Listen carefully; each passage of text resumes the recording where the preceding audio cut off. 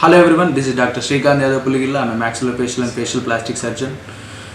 Hair transplantation అనేది diabetic ఉన్న patients, hyper tension ఉన్న పేషెంట్స్ చేసుకోవచ్చా? మోస్ట్ కామన్ నవేడేస్ అంటే ఎవ్రీవన్ చాలామంది సఫర్ అవుతున్న లైఫ్ స్టైల్ డిసీజెస్ ఏమైనా ఉన్నవి అంటే అవి ఒకటి diabetes and hyper tension. So ఈ రెండు కండిషన్స్లో కూడా మనము కంప్లీట్గా ఒకసారి ఒక ఫిజిషియన్ కన్సల్టెంట్ అయితే తీసుకొని అవసరమైతే తీసుకొని కంపల్సరీగా మనం హెయిర్ ట్రాన్స్ప్లాంట్ ప్రొసీజర్ అనేది సేఫ్గా చేయించుకోవచ్చు. దాంట్లో ఎలాంటి డౌట్ లేదు. So most commonly diabetic patients భయపడేది ఏంటంటే ఏమైనా ఇన్ఫెక్షన్ వస్తుందా చేయించుకుంటే, సర్జరీ చేయించుకుంటే ఏమైనా ఫెయిల్యూర్ అయ్యే ఛాన్స్ ఉందా, ఇట్లాంటి ఒక చిన్న డౌట్స్ అయితే మైండ్లో అయితే ఉంటుంది.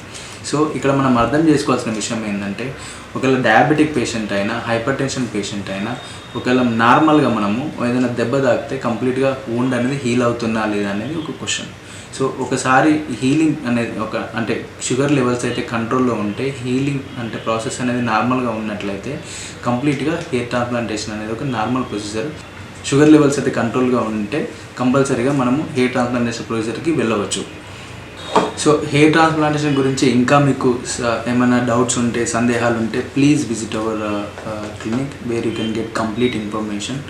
ఇంకా మీకు ఏమైనా డౌట్స్ ఉంటే you can comment below, so we can get back to you. Thank you so much.